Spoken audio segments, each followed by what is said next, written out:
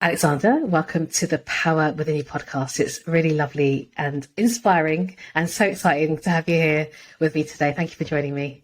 It's lovely to be here. Thank you for inviting me. That's okay. That's okay. It's we were just having a little preamble, pre-chat beforehand, but I was just kind of commenting on how beautiful you are, number one.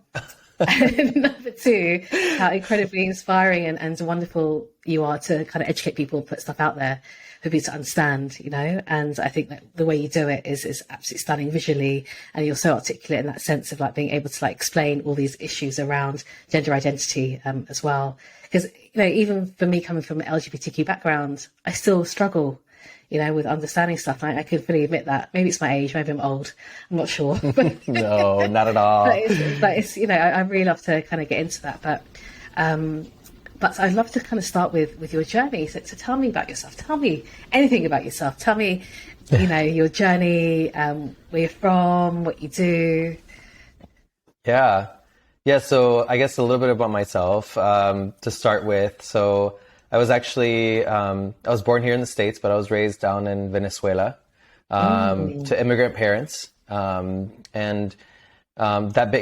That will play a big part in my mental health journey later on. But I was being born to immigrant parents and then moving back to the States. And I was very young when I actually moved to Venezuela. And so my first language was Spanish. I only really knew Latin culture.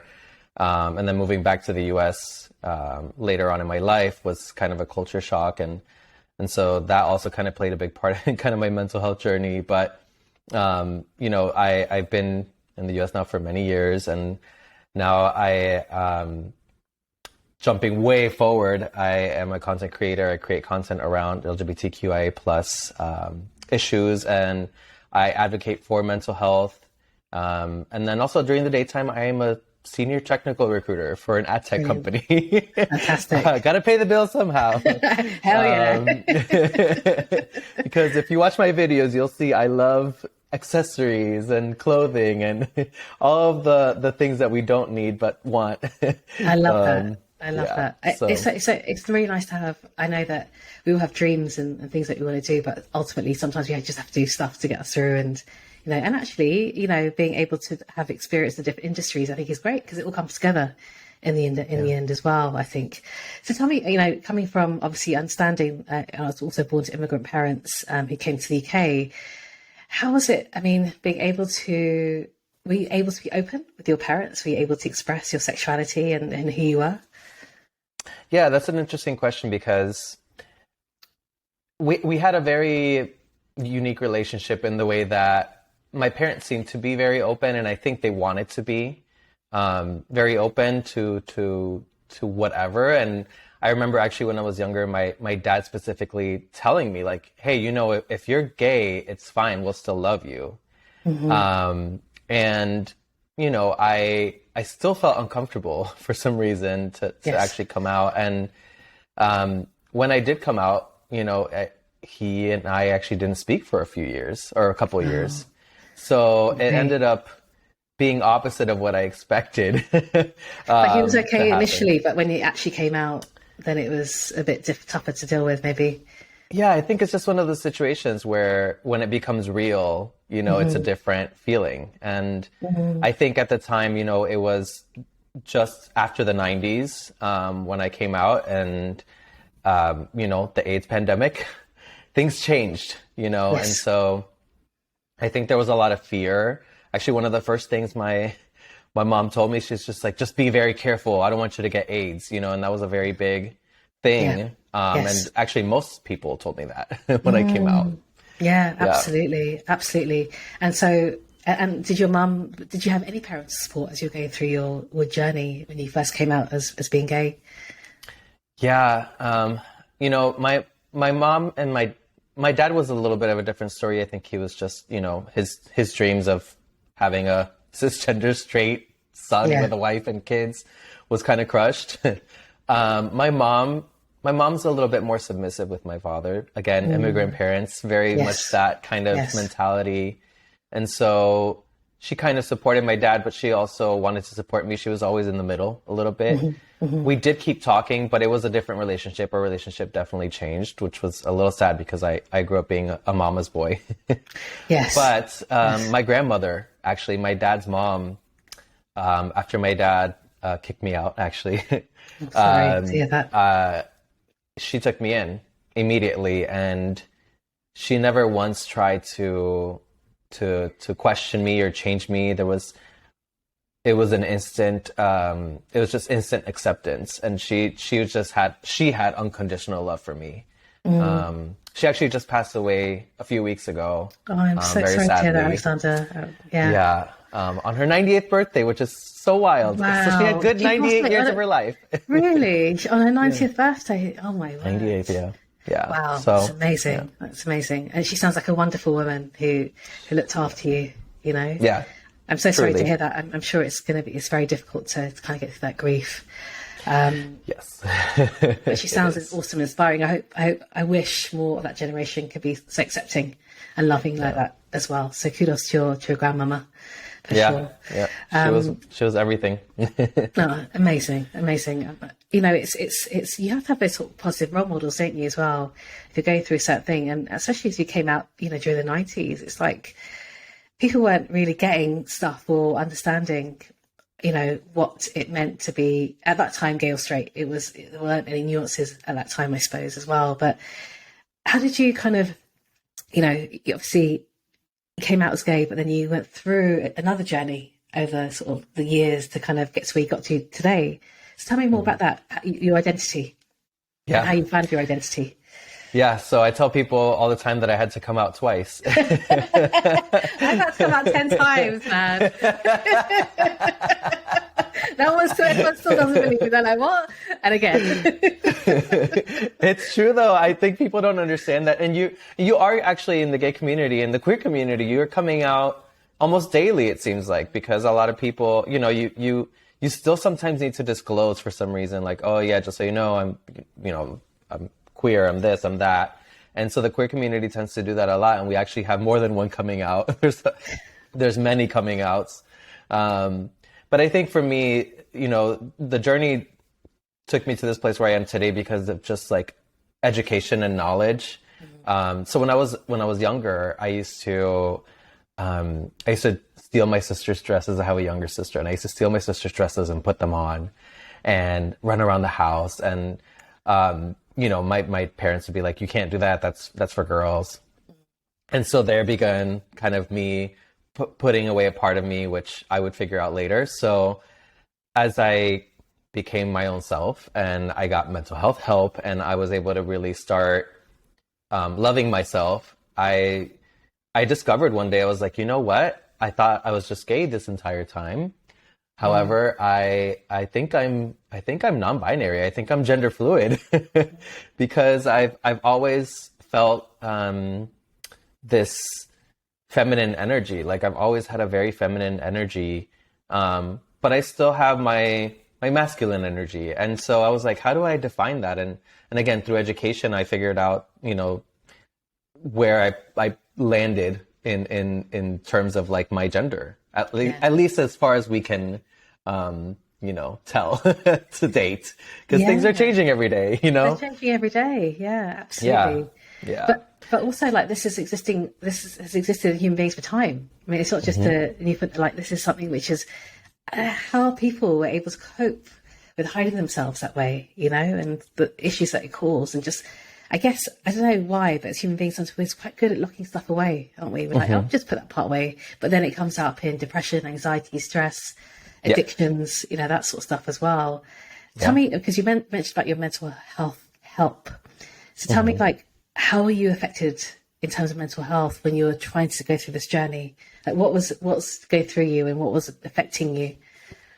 Yeah, I think what I was doing was I was overcompensating in so many different aspects of my life, like trying to prove that I was the best at XYZ, that I was the best at my job, that I was the best son, that I was the best, you know, person, that I was the best friend. And really, I just was trying to figure out who the hell I was. And I think figuring out, when you have a sense of self, when you figure out who you are, you kind of stop that overcompensation because you just kind of stop. Can I curse? Yeah, of course, go for it. Yeah. You just kind Yeah.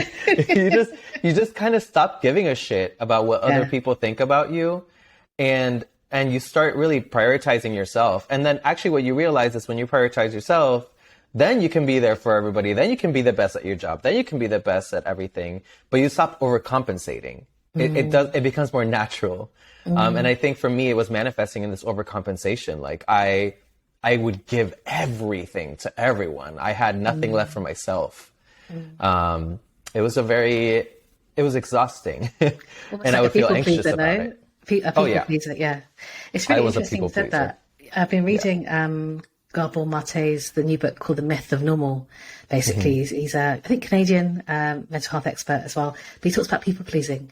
And they've noticed that with people pleasing behaviors, there's more autoimmune diseases, there's more anxiety, cancer, stress, that sort of stuff as well. And I was like, I need to change this people pleasing behavior. This doesn't sound like a good thing to have, right? Because you have Yeah. nothing, like you said, had nothing left for yourself. Yep. And was it causing any sort of, was it manifesting in any sort of way, like anxiety or stress, or how was it for you? Yeah, I had an incredible amount of anxiety. I actually had to stop drinking caffeine for many, many, many years because it would just add to it, and I was extremely depressed. It was interesting because I didn't. It felt so normal to me at the time that the first time I went to a doctor and was prescribed anxiety medication and actually stopped having anxiety for a while.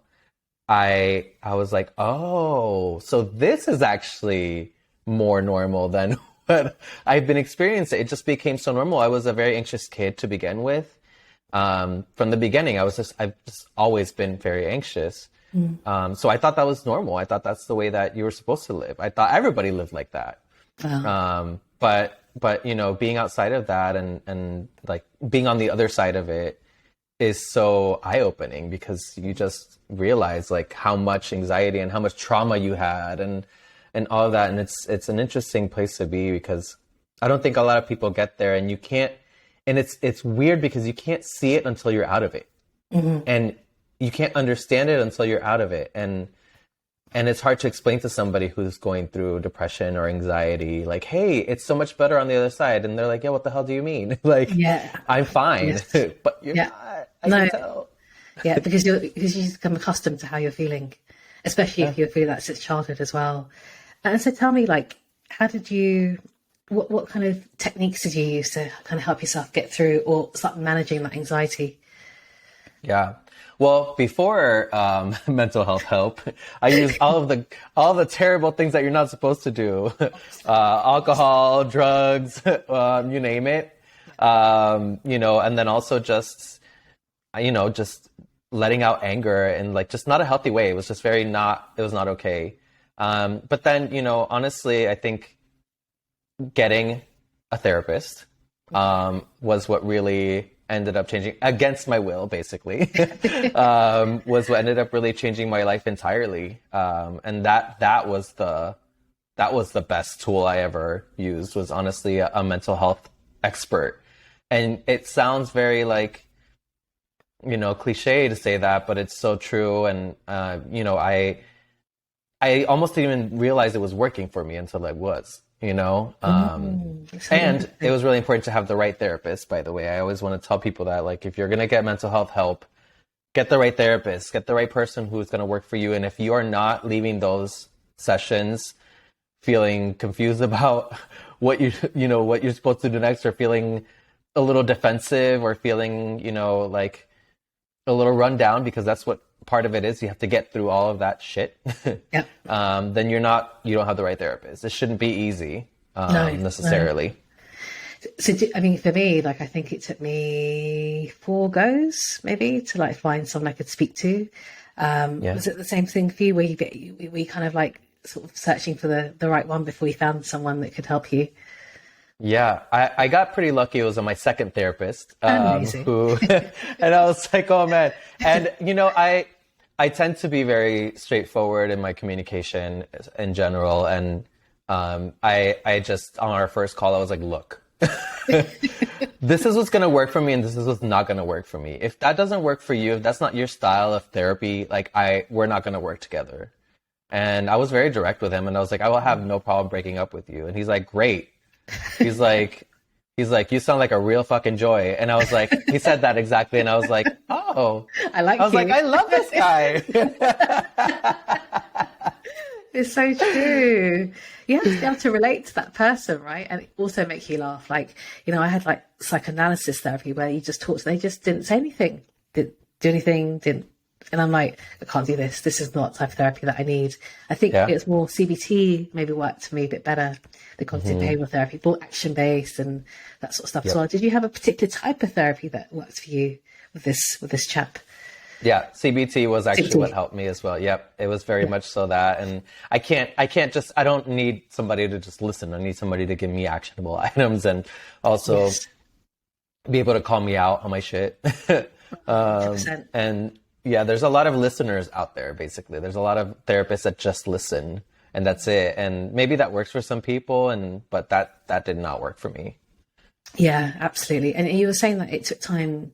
You didn't realize it's working till it's working. Like it started, like something started clicking and changing. What was that for you? Like, how did you know that, okay, this is shifting, that's shifting? Yeah. So I realized that when he asked me one really incredibly important question that I think I've heard before. Maybe somebody had asked me that, but for some reason when he asked me, it changed everything. And then it became like something for me to take action on. And I did. And then that's when I knew it was changing. But he asked me, one day I was complaining to him about my job at the time and just, I was exhausted and I was working like, 60-hour work weeks at that time and just tired. I was just tired. And he's like, look, just shut up for a second. And I'm like, what? Excuse me? And then he's like, look, listen to me. Answer this question to yourself honestly. What are you trying to prove? And who are you trying to prove it to? And for once in my life, I couldn't fucking respond to it. I had no answer. Yeah. And I have answers for everything. He shut me up so quickly and I said, I don't know. And then I started crying and I said, I have no idea I don't know. And, we kind of dug into that later on in our sessions, but it changed my life. That moment, there was what Oprah would call the aha moment. The aha moment. And I was like, so there is nobody I'm trying to prove anything to really, except for this voice inside my head who always sounded like my dad. And you're right. I don't need to do all this shit. I don't have to do any of this.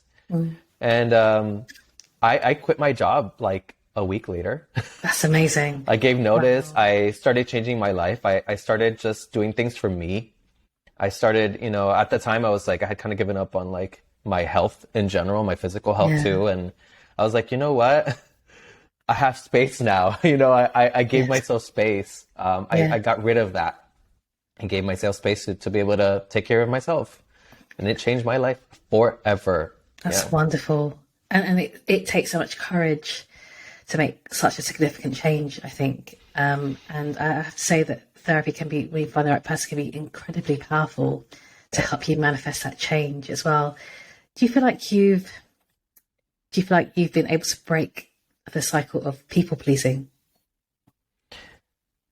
Yes, and yes, and. So, I think that one important part of mental health that people need to discuss about more is the fact that it's a continuous thing. You don't just, I had my aha moment, but that wasn't the end of it. No, it's a journey after. You have to, you continue living. It's not like, this is not a movie. It doesn't just end and then credits roll up and that's it. And like you live happily ever after. There are going to be challenges. Your old self will show themselves again. And it's just a matter of you being able to to have that dialogue with yourself about like, and that awareness of yourself about who you were and potentially still kind of are in your heart, and be able to continue, you know, working on that. And so I feel like I've broken it for the most part, but there are still aspects of me where I'll notice that I'm like doing too much for somebody. And then I'm like, wait a second. We've been down this road before. Like, don't do it. So, and I'm like slapping the palm, I'm slapping my hand and I'm like, stop it right now. Because once you start giving too much, then you don't have enough for yourself. And it's a very interesting place to be in, because this world wants you to love yourself and put yourself first. But then the second that you do, they call you self-centered and selfish and this and that. But you know what? You know what I say to that? Be fucking selfish. Be selfish. Yes. And as long as you're not hurting other people, be selfish, because then you can actually be there for other people. Like I said, you can actually have space to do things for other people, but you got to have the space for yourself first. Like, that it's so self-care incredibly is so important. Yeah, that self-care, right? Like when you are pleasing, you forget about self-care. So you forget about your physical health, mental health. You suppress your emotions, and your emotions are your North Star. If we suppress our emotions, bad things happen, because our emotions are there to be processed, right? As well, Yep. which I think is super important. But it's, and did you continue the therapy journey as well? Did you stop? And then... Yeah, so I continue therapy, and I've continued it to date. I still every once in a while will and it's not as consistent as it used to be, and it doesn't have to be either, by the way. Like, that's another thing, that I think is important to discuss, is that, there are therapists who will like just like want to bleed you dry and like want to see you like even when you don't maybe necessarily need it, and I think some people do. So I want to clarify that. But in my instance, I have, gotten to a point where I don't need to talk to my therapist weekly. And so I talk to him on an as needed basis. And we have that cadence, and it works beautifully. And when I have the more challenging parts of my life or moments of my life, I can reach out to him and set an appointment, and we talk about it. And sometimes that lasts me like a month or 2 or 3. Yes. And sometimes it doesn't. Sometimes I need to see him again weekly, because it's just really tough, Something's happening. Yeah, absolutely. But yeah, we have a very good cadence in that way. But I do still believe that we all need kind of a tune-up. Just like a car. We all need a tune-up. We all need the oil change. Yeah. We all need the oil change. We all need gasoline every once in a while, and so we got mileage, we gotta tune it up, Yeah, and the thing is, like, it's true that as you start getting older, that you either become more aware, or you go the opposite way and don't become aware at all and stay in this horrible rut and stay miserable. And I think it's a wonderful thing. It's almost like, would you say that you wouldn't be where you were without that therapy and that help? Did it feel like it kind of really supported you through it? Yeah. Yeah. Honestly, I mean, and I've had some extremely dark moments in my life where, it's just been challenging to want to be alive, if that makes sense. And not that I've never actually wanted to harm myself, but I've had the ideation, right? And so those moments are very dark. And I think if I hadn't had the help that I had, maybe it would have turned into something different. Maybe it would have gotten worse. And so I think it's important to be able to have, hopefully, this is a problem too, is accessibility with mental health. It's very difficult to find a good therapist. And then if you do, like, you have the money to, but I've been very lucky to be able to do that. And I feel very lucky to have been able to have good therapists who have gotten me through these situations so that things didn't get worse. Absolutely. I mean, I don't know if they would have gotten worse or not, Yeah, because indeed. Thankfully I don't have to know. No, exactly. This is so true. And I was so interested because, like, I want to talk about your second coming out. But before we get onto that, I wanted to also say that, you obviously, you also work as a senior technical recruiter as well. And you've been in the corporate world before anyway. How was that? Like, I mean, I know for my I hid apart myself because I was ashamed, or I didn't want to do it for myself, or I thought I'd be judged, or whatever it was. How did you kind of navigate that? Did you feel the same way in terms of working in the corporate world and like being quite different to how you're feeling and living, I suppose? Yeah. I think when I started this newer job that I'm in, I was already out as gender fluid, and I had already gone through therapy, and I had already done kind of that work, and so there are aspects of it where yes, I feel a little different, but thankfully, because of the work that I've done, I haven't felt like I just don't care, to be honest, if I feel like an outsider or not. I show up to work how I feel. And if that bothers somebody, that's kind of on them and not me. And then prior to that, I have to say I've been pretty lucky to work for some companies that just, I mean, maybe I did experience things, but I just don't remember because I don't care anymore. Yeah, which is the place to be, isn't it, really? Like, not giving a shit is the best place. Yeah, absolutely. Yeah, I think I've let that go. And so it feels kind of nice to just show up as I am and not care. And I think people follow your lead, though. I think if you go in and you show that you're insecure, it can be valid too, but if you show that, people kind of take advantage of that, And so if you show them that you're confident, they're not going to fuck with you. They're not going to fuck with you at all. And people project onto people as well, don't they? Their own fears and their own stuff as well. And if you're feeling not confident,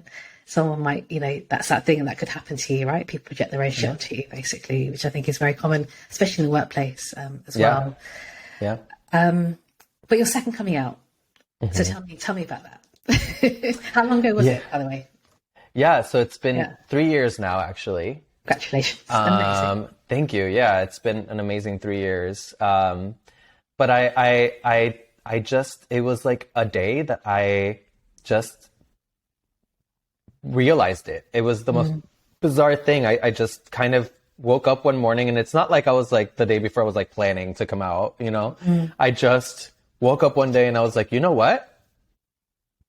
I think I'm gender fluid, and I'm going to explore that, and I'm going to tell people, because then if I tell people, then I'm responsible for at least exploring it, Indeed. And I didn't want to wait like I did when I was coming out as gay, and hid that for years and years. And I don't feel like I was hiding this, but I was unknowingly not being myself until I knew how to define it, And so that same exact day, I went up to my husband and I said, "Husband, I am gender fluid."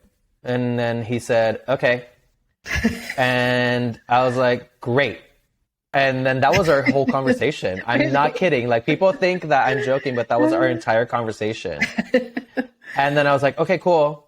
Bye." and then I just went off and kind of decided that day also, I filmed a video. I used to do YouTube videos, which there's so much work. So I kind of stopped for now. Short term. Or short term, shorthand content is like a lot easier. Yes, absolutely. Or short form, excuse me. But, and it gets the message across the same way. But I recorded a coming out video. I put on some makeup and I recorded a coming out video, and then I released that, and I told all my friends, and I just decided to own it. And I never felt so sure, though, actually, about something in my life. I was just like, oh my gosh, this is exactly who I am. Like, I finally felt like I could define something about myself. And I never really felt like I fit in anywhere else in my life, because, I never felt like I really felt into just gay culture alone. I never felt like I fit into like American culture. I never felt like, I felt more like I fit into Latin culture, but then I also kind of wasn't accepted by Latin people later on in my life, because, I can never be white enough or Hispanic enough, for anybody. And, so this was finally like a place where I felt like, oh, I actually belong in this in this world, and that I can actually define myself in some way. And not that defining yourself necessarily is the most important thing, but for me it was. For me it meant something, and it felt like I finally had a place in this world somehow. So yeah, it was a very smooth coming out, and I was accepted by most everyone. I didn't have anybody outwardly tell me they didn't accept me. But again, if they didn't, I wouldn't even notice because I just don't care. No, I don't care anymore. But this is how empowering it is, right? Because you don't care, because you truly know who you are. That is the most powerful thing you could do. And it shows, right? And it's so beautiful that you've done this, and it's so inspiring to other people that you've done this, because everyone else can do this too, you know, if they work through it and be able to be themselves as well. So tell me about the platform that you have now. So, you know, you have over, I think, 22,000 followers on Instagram currently. You look bloody fabulous in all your clips. Your makeup's on point. Thank you. You do makeup yourself, I'm assuming, right? As well. Yes, I do. Thank you. I need tips. But yeah, it's absolutely stunning how you do it. Like, it's incredible. When did that idea come along, and to kind of, you did your first coming out video, put some makeup on, and then what happened from that point onwards? What did you decide to do? Yeah, I guess really where it started. So going back to it, I actually started this whole journey, this whole like social media journey as I wanted to be a makeup tutorial person. I wanted to be the next Nikki Tutorials or the next Manny MUA, or, you know, and so I kind of started doing just makeup tutorials, and I knew nothing about makeup. And so I was just going to try something new, which is how Alexander Tries was born, because I was just trying something new, and I wanted people to be part of my journey, and I wanted to show people that you can, you know, you can start from, like, you just need to start somewhere. You need to try and start somewhere. And I wanted to show people that vulnerable side of me too. I had no idea what the hell I was doing. And not even with makeup. When I first started doing makeup, I made some really incredibly, like, crazy mistakes that were just they were so. I'm not sure about this. Oh, if you go all the way back to one of my first YouTube videos, you will see. Woo! Wow. But you know what? We all have to start somewhere. We all have to try. You know, you don't become XYZ overnight. You don't become a great makeup artist overnight. You don't, you know. And so I kind of started it through that, and then I came out through my YouTube videos, and then I decided to start going more the educational route, because going back to before I came out, I was very judgmental about pronouns, believe it or not, and the use of pronouns. And I'm like, what is this they, them stupidity? And like, this is so silly. And like, I don't get this. Like, why do we need to create all of this new stuff? Like, can't you just be a human being? Like, I would say things like that. And also I was kind of raised in a more conservative household, and I had to shed all of that, and I had to learn and all that. And so knowing what I knew, being raised conservative, and then also like the way that I was before I came out, I knew that there was a lot of area opportunity, especially for people like me. And I know for a fact that there are going to be even listeners listening to this that might feel the same way. And there's something to be said about that. Like, there's something to be said about, like, when you're pushing so hard against something like that, there's a reason you're doing that, and you need to kind of question it. There's something about you that needs to be discovered. Makes sense. And so I wanted to make it educational content, because I think that people, well, first of all, I might not be everybody's cup of tea, but maybe, you know, another educator might not be everybody's cup of tea, but I might be somebody else's cup of tea. Exactly. And so I don't think that there is any harm in adding any more noise into the mix as far as, you know, education comes, especially within the LGBTQIA plus community, and then also mental health. So, you know, I decided that was going to be fruitful, not just for other people, but also for me, because I'm learning as I teach people. Absolutely. So yeah, it was really important for me to kind of switch that up and become more of an educator. It's Rather wonderful. than, I mean, to yeah. see you so beautiful talking about stuff, you know, like you just, do I listen? Do I watch? Do I do like, so much going on? It's a beautiful thing. And I think you're right. The short form content works really well because you make a point, right? And you're like, oh yeah, that really sticks and resonates with me. Have you had, what's the kind of feedback that you've had from, you know, generally from the community, generally out there? Like, how's the feedback been for you? Yeah, I mean, for the most part, it's really the majority of comments and the majority of feedback is really positive, you know, and I love that it fulfills me in some sort of way. Yes. And, you know, I love the limelight. I cannot lie. You know, I You do. deserve I the love limelight. it. I love it. I just do. And I can be honest with myself about that. I used to be really ashamed of it. But now I'm like, you know what? Screw it. I love being in front of the camera. I love a good compliment. Who doesn't love a compliment? You know? 100%. Yes.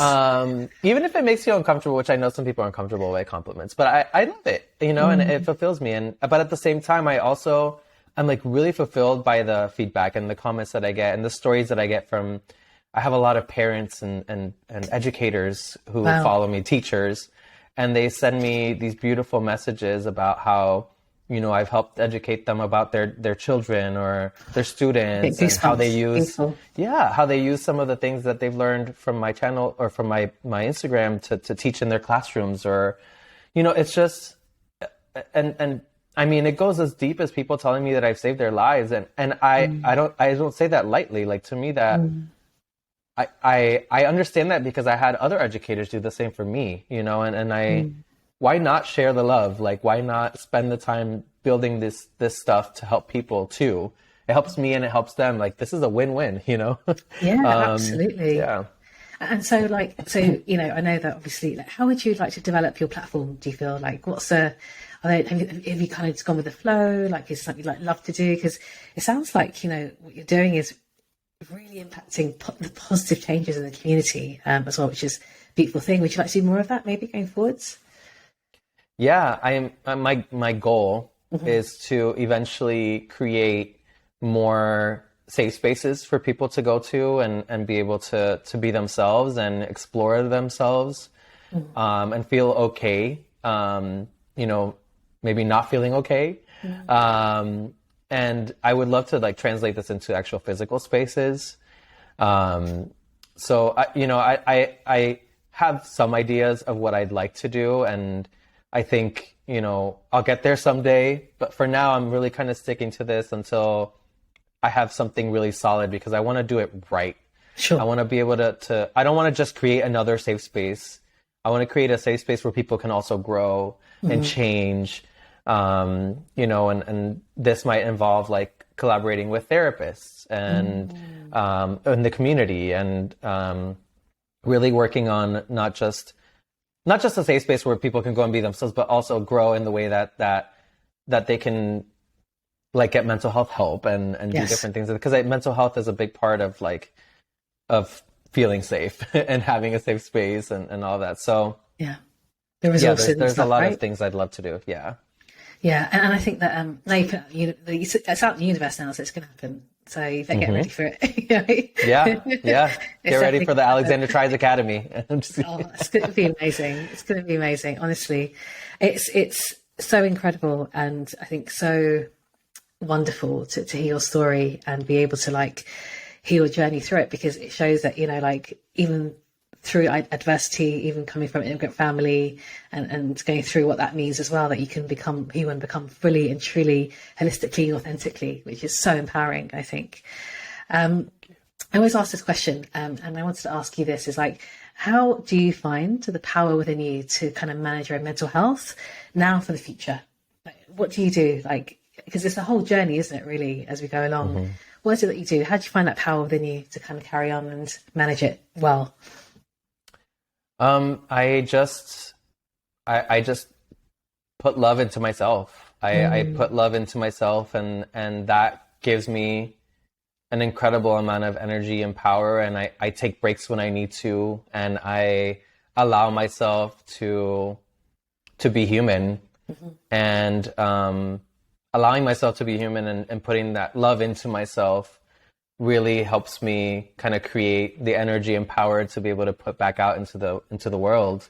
Yes. And so I take breaks when I need to, and I tell myself, that I love myself, and I tell others that I love myself, and then I get that feedback from others, and that powers me too, and it's really amazing what you're able to do when you just really allow yourself to love yourself.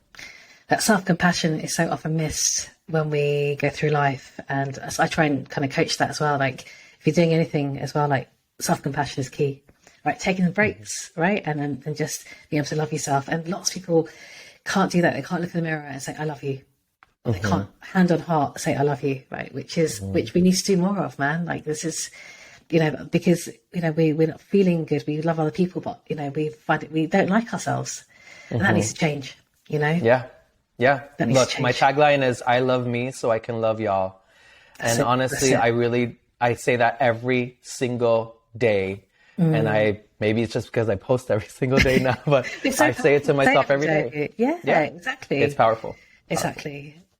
Amazing. And tell me, how can people, get in contact with you or get you on Instagram or TikTok, whatever it is? Like, what are your handles that they can kind of reach you on?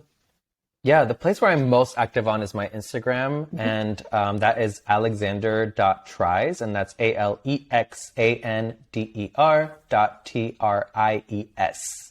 So alexander.tries, and you will see me there posting daily posts and also stories, and you can find me there. You can message me there. I also have a link tree on my Instagram that you can find my contact info on as far as my email goes. So I can be reached through there and found through there. Thank you so much, Alexander. It's been such a pleasure to have you on this podcast with me. Like, I've really thoroughly enjoyed the conversation. You made me laugh. You've inspired me, made me almost cry as well. And it's just been really wonderful to meet you. So thank you. Same. Thank you so much. This was wonderful, and it's such a great day to start my day. Yeah. Great way to start my day. That's it. Let's do more of it then in that case. Thank you, Alexander. Can I short to Alex or Alexander? Is it Alexander? Alex? I go by Alexander, yes. That's it. I would say thank you, Alexander. Like the great. Absolutely. Or Alexander the Tries. Alexander the Tries. Thank you, Alexander. Thank you for your time. I really appreciate it. Thank you. See you soon. Thank you.